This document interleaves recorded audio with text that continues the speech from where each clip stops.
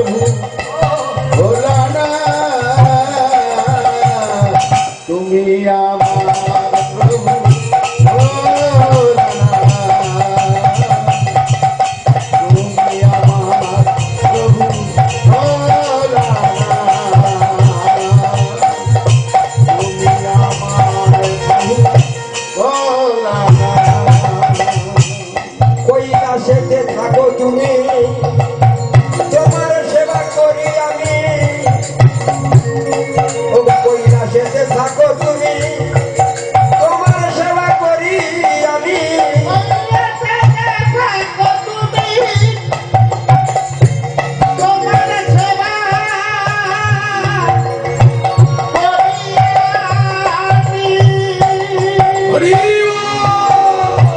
আর তোমার জানাই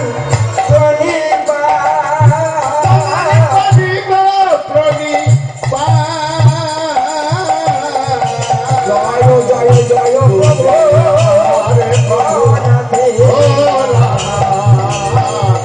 তুমি আমার প্রভু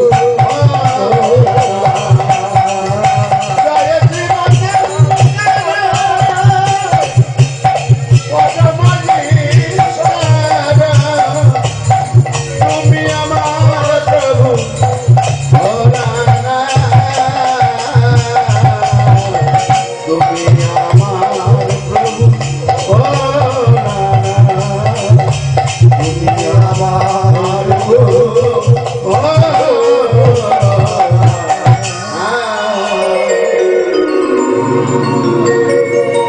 এই কথা চিন্তা করতে করতে মনের ভিতর ভোলানাথের গুণগান করতে করতে তার তদুত্তরে চলেছেন কোথায় গিয়ে উপস্থিত হয়েছেন জানে বিষ্ণুশ্বর তীর্থে গিয়ে উপস্থিত হলেন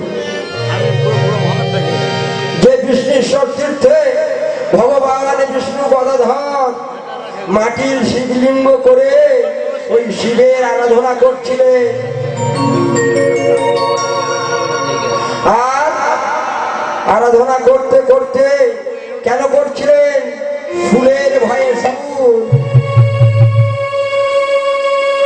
এই বিষ্ণু সুদর্শন চক্র অপেক্ষা ভোলানাথ যে ফুল নির্মাণ করেছিলেন সুদর্শন চক্রের সহস্রাধিক শক্তি এই শুলের উপরে আছে এই শুল ভরে ভয়ে পাইতে পরিত্রাণ আর বিষ্ণু করিলেন মাটির শিবলিঙ্গ নির্মাণ তাহাতে করিতেন পূজা এক মনে এক ধ্যান তাই মাটির শিবলিঙ্গ করে আমার মহাবিষ্ণু গদাধর শিবের পূজা করছেন 1000 কমল তুলে নিয়ে এসছেন পদ্ম ফুল এনে এক এক করে পূজা দিচ্ছে ওগো সহস্র কমল দিয়া পূজে ত্রিপুরারি আর মায়া করি এক গুটি পদ্মশী করিলেন চুরি সহস্র কমল দিয়া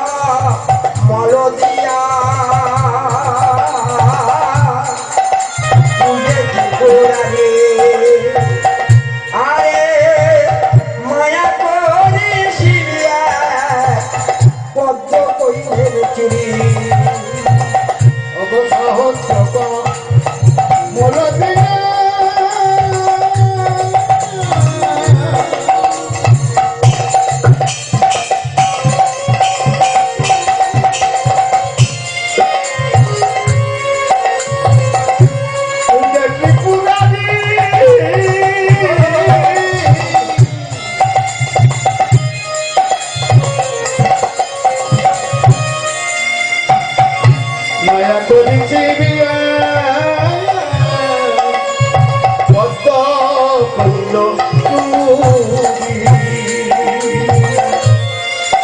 দেখিয়া ভাবে তবে দেখিয়া ভাবিল তবে আমার কমল লোচন দেখিয়া ভাবে কমল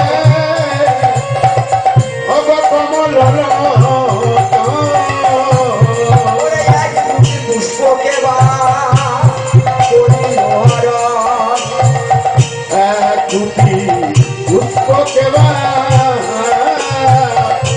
করিল হরণ আমার সংকল্প পূরণ হলো না রে সংকল্প পূরণ হলো না রে সংকল্প পূরণ হলো না রে আজ আমার বিফল হলো সংকল্প পূরণ হলো না রে পূজায় আমার বিফল হলো সংকল্প পূরণ হলো না রে পূজায় আমার বিফল সংকল্প পূরণ হলো তো পূজায় আমার বিফল হলো সংকল্প পূরণ হলো তো পূজায় আমার বিফল হলো সংকল্প পূরণ হলো সংকল্প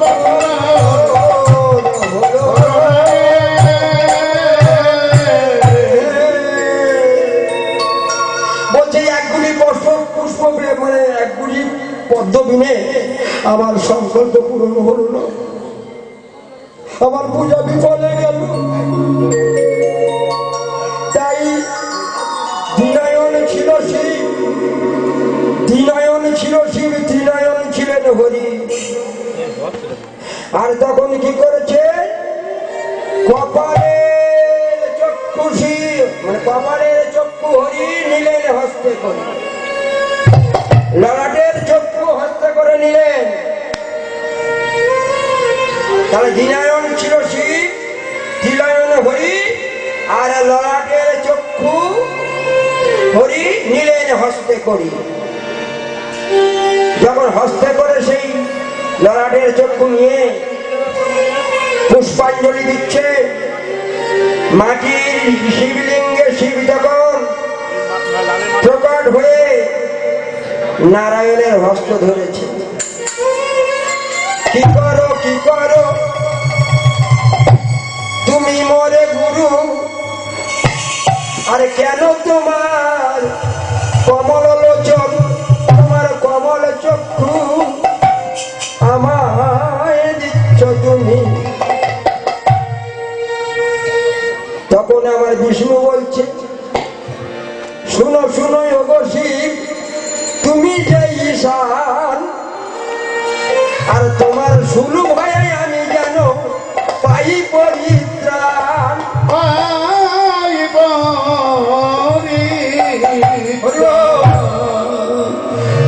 তোমার শুলের ভয়ে তোমায় পূজা করি, তোমার সুরের ভয়ে আমি পূজা করি। ওগো শুনো শুনো ত্রিপুরারি, ত্রিপুরারি তোমার শুলের ভয়ে আমি পূজা করি। শুনো শুনো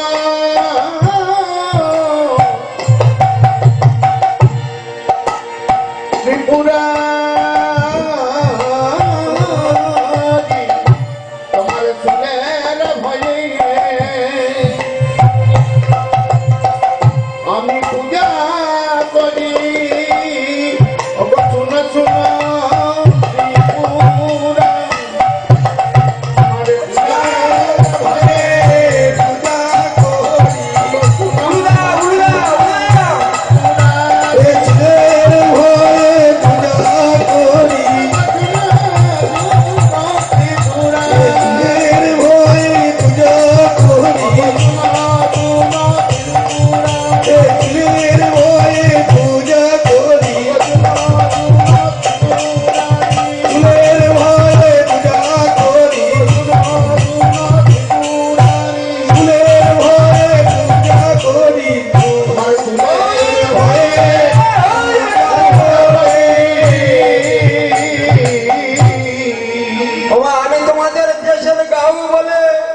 আমার বেলা কেউ হরি বল বলো না, হাত করো না, হরি কেন বাবা তোমাদের হাত পা নেয়? ও সকলে মনন করছে আসে দেখতে বলেছে কাশি গাইতে ও আজকে যে মদ ভগবান। যাই হোক মা তোমার আমার চরণ ধুলো দেওয়া, আমি বৃদ্ধ বয়সে যেন দু চার জায়গায় গাইতে পারি, এটাই আমার আশা। তাহলে এইবারে যখন শিব প্রকট হয়ে এই মাটির শিবলিঙ্গ থেকে শিব প্রকট হয়েছে, হয়ে হাত ধরেছে, ধরে বলছে দেখো ওগো ওগো প্রভু কমলালোচন, তুমি তোমার এই চক্ষু তুমি ফিরিয়ে নাও। যখন চক্ষু ফিরিয়ে নেবার কথা বলছে তখন আমার কমললোচন বলছে, বিষ্ণু বলে দত্ত হারি করুণায়া আমারে, বিষ্ণু বলে দত্ত হারি না করো আমারে। আরে এই চোখে আমি এই চোখে এই চক্ষু আমি আজি দিলাম তোমারে। বিষ্ণু বলে দত্ত হরি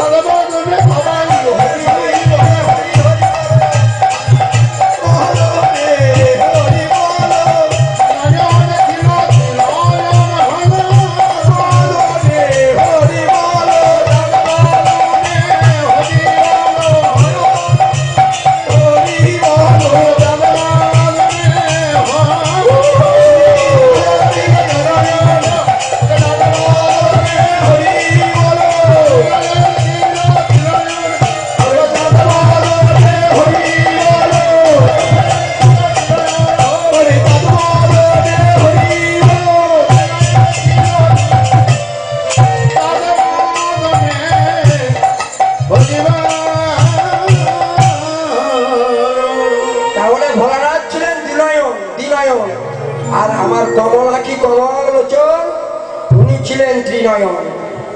তাই ভোলানাথকেও নয়ন দিলেন। আর আবার রাম অবতারে মাতা দুর্গা দেবীকে ওটা নয়ন দিয়েছিল। একটা পদ্মের অভাবে যাই হোক, দেবতার লীলা যায় না বলার সময় থাকলে গান দিতাম। 8 ঘন্টা গাইতে হবে, তাড়াতাড়ি বললে 8 ঘন্টা হবে না, ইয়ে শেষ হবে। এইবারে ভোলানাথ এই যে আমার রাম বিষ্ণু সচিত্তে তার কুঠার পড়লো না। এইবারে উত্তর দিক শেষ হয়ে গেল। উত্তর দিকে থেকে এবার আমার রাম পূর্ব দিকে গমন করেছে। পূর্ব দিকে বহু দেশ, বহু নদী, বহু তীর্থ ভ্রমতে ভ্রমতে ভ্রমিতে ভ্রমিতে পূর্ব দিকের ব্রহ্মদেশ এসে উপস্থিত হলে। আর ব্রহ্মদেশ এসে একটা বৃক্ষের, একটা বড় বৃক্ষের গোড়ায় বসে আর চিন্তা করছেন, মনে মনে ভাবছেন কোথায় গেলে পড়বে কুঠা তা জানি না, সব তো শেষ হয়ে গেল, আর কি পড়বে কুঠা। এখন দেখছে এরকম বসে আছে বট বৃক্ষের গোড়ায়, আর সামনে একটা অপরূপ দৃশ্য দেখা যাচ্ছে। কি দৃশ্য? এই ব্রাহ্মণদের নাঙল চষতে দেখে এক দ্বিজ, সে হল ধরে নিজ হাতে চষছে, তুমি চষছে। বলো বাবা, একে আমি পাপে মরি, আর এই দ্বিজ পাপে মরবে বলে ঘুরতেছে। তোর পূজা করা করতে, পূজা না করে নাঙল চষতে।